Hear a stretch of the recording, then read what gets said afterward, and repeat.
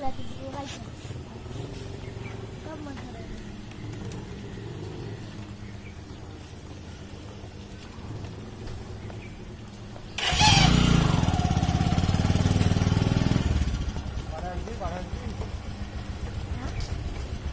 ইয়ে পিঠুর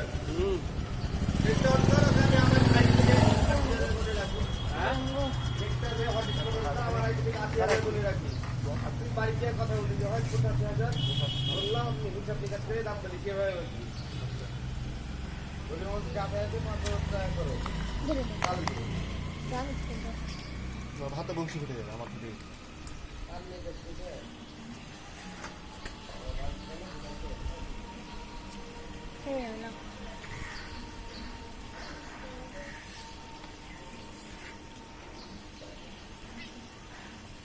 মাথা ওর কথা বলে